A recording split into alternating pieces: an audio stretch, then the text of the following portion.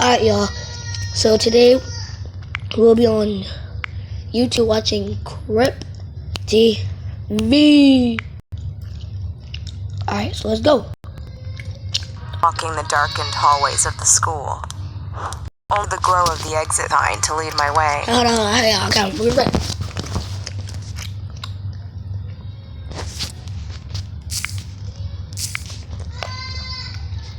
My bad. My bad.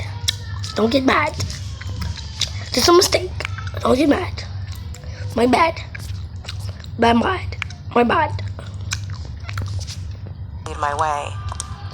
It should have been scary, but I was too tired to bother being spooked by the shadows or the echo of my footsteps.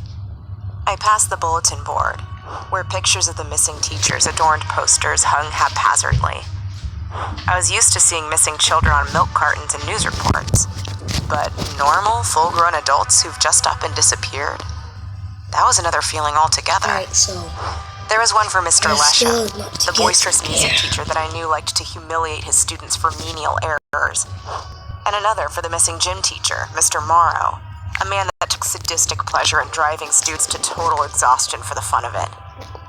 Then a flash of movement startled me. It was a student, walking at the other end of the hall with her back to me. Hard to see in the dim light, but I could have sworn she had something in her hand. I called out to her. "Excuse me, young lady. School's closed. You can't be here."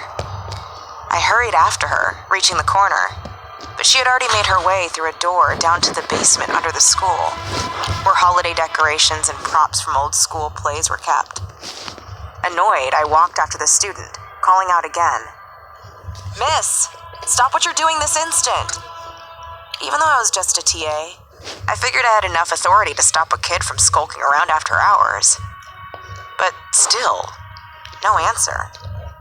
Now she had wounded my pride, so I stalked after her, down into the basement.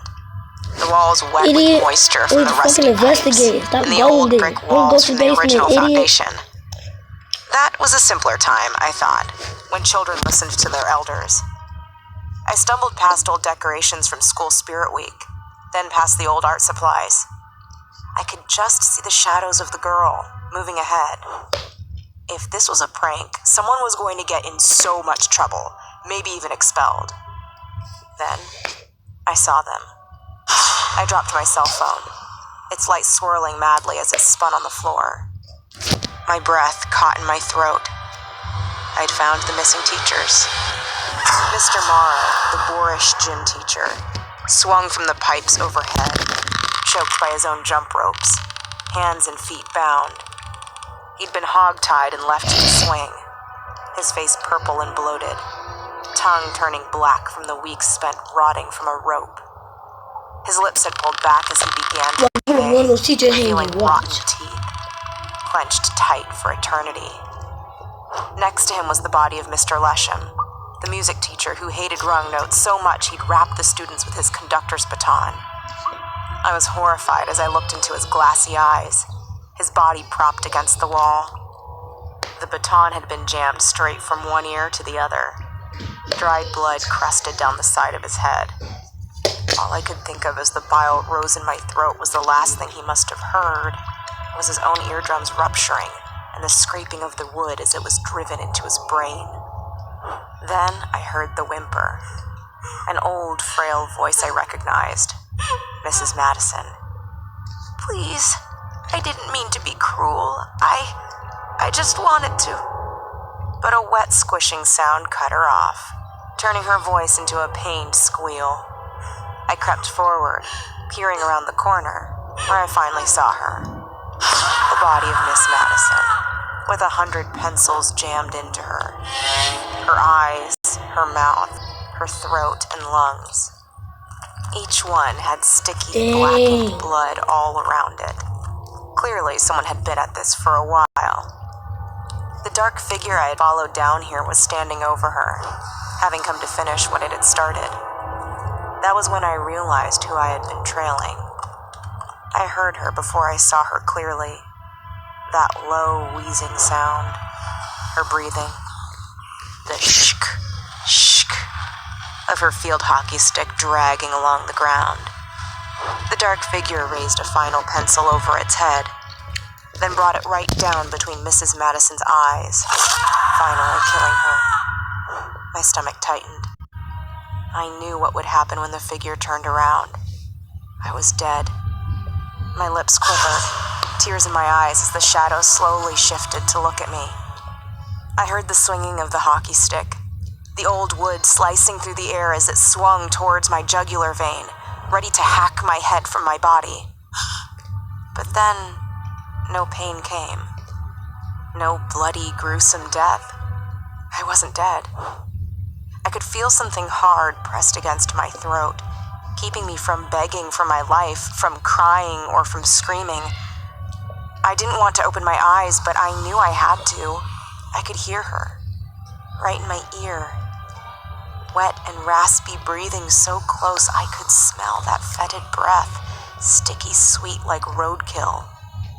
I opened my eyes and there she was, beside me, hockey stick held against my throat. Shelley. All she had to do was twist the handle and she'd rip out my esophagus, pull the air right out of me. With any luck, she'd break my neck and I wouldn't feel anything. Shelley raised her hand, fingernails black and rotten, skin pale as cream, veiny and thin. With a twitching jerk, she pointed to the wall. Terrified to twist my head for fear of losing it, I struggled to see what was written on the wall deep in the basement. My eyes were losing focus, the oxygen escaping me as the hockey stick pushed against my neck. Finally, what was on the wall became clear in the darkness, written in chalk and blood, smeared along old brick. I saw what was written. Then, as quick as she came, Shelley was gone. I fell to the ground, knees giving way. As soon as I could stand, I ran from that basement, never looking back. She could have chased me. I could feel her watching me as I left. I've never told anyone this story. I've kept Shelley's secret. That's why she let me live, I think. To keep her secret and to remember. I still teach these days, and have for many years. Once Mrs. Madison was gone, I got the promotion to full-time teacher I knew I deserved. Same classroom, same course, same books and lessons. But whenever I find myself angry at the students, ready with a mean comment or a cruel punishment, I remember what Shelley had written on the wall of the basement all those years ago. Teachers can be bullies too.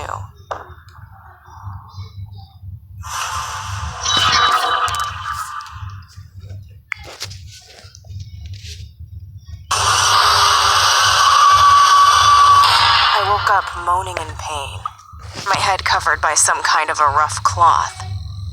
Everything was dim for a few seconds, until the sack was ripped off, the sudden light blinding me.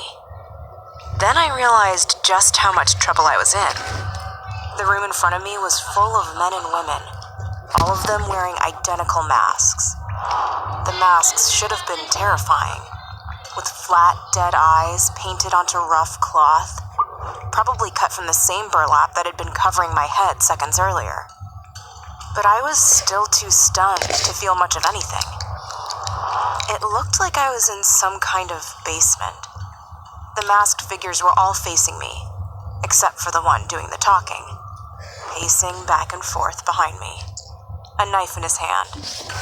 He was talking about growing, something about careful selection, his fervor growing with each word. None of that mattered to me. All I could think about was how I ended up here in the first place. My cousin Marcy never made it home one night, seemingly vanished into thin air on the dark country road she walked each night. There had been over a dozen disappearances that year, all of them kids around our age. The problem was, between the drugs, the drinking, and the boys, Marcy had been trouble on two legs before she made it to 15. So nobody was surprised when she went missing. Between the drugs, the drinking, and the boys, Marcy had been trouble on two legs before she made it to 15. So nobody was surprised when she went missing. They all figured she had taken up with one of her many older boyfriends, or gone to some party that hadn't ended yet. But I knew better. Marcy was my best friend, and she told me everything. There were no boyfriends or parties, at least not on the day she went missing. Days turned into weeks, and eventually people stopped asking questions. But I kept looking everywhere I could think of, asking questions, reading newspapers, keeping notes for the rest of my junior year. I learned more from my own investigation than I ever did in school. Things that a teenage girl should never know. By the time fall of my senior year rolled around, I knew that Marcy was gone forever. I thought maybe her disappearance was some sort of penance for the things we had done in high school, a payment for our sins. Either way, it stopped mattering to me. I'd finally accepted she was never coming back. But that final stage of grief gave me something I had never had before. A fierce resolve to claim vengeance for whatever happened to her. It was that same fall when I found myself walking on the road that Marcy had disappeared on a year earlier. I didn't notice the station wagon pulling up in front of me until the headlights broke me from my reverie. There were 2 passengers, out-of-towners from what I could tell. They offered me a ride, but my mother's warning echoed in my head, so I declined, continuing on my way. That was the last thing I could remember clearly. Then something hit me over my head and all I could see was darkness. And that brought me to now, chained to a chair in a basement, listening to the leader as he preached to his followers. Each of us has a purpose. We're all parts of a whole. And together, we are a family, he practically shouted. The leader finally stopped, placing a hand on my shoulder. And to usher in new blood, we must take old blood. The leader passed his knife to one of the followers sitting in front of me. It was already too late for all of us, but these masked murderers didn't seem to realize that yet. The leader beckoned to the group. Let us rise as one and support our brother. The small crowd in front of me all stood in unison, as the man with the knife stood over me, raising it high over his head, about to strike, when a field hockey ball smashed into his face, shattering his jaw. I began to laugh, as the leader turned to look at the bottom of the basement stairs, and there she was, her tattered Catholic school uniform hanging off her pale frame, with lank, dirty hair blocking her face and crooked neck. Shelley had arrived. A few of the brave cult members rushed her, thinking they could take her out on their own. The masked figures were all facing something about careful selection. My cousin Marcy never made it home one night, listening to the leader as he preached to his followers. But these... And there she was, her tattered Catholic school uniform hanging off her pale frame, with lank, dirty hair blocking her face and crooked neck. Shelley had arrived. A few of the brave cult members rushed her, thinking they could take her out on their own. They were wrong. She was quick. The field hockey stick moved faster than the eye could see. She took off one of their heads with a single swing, splattering the wall with a shower of blood. The leader looked to me with confusion and terror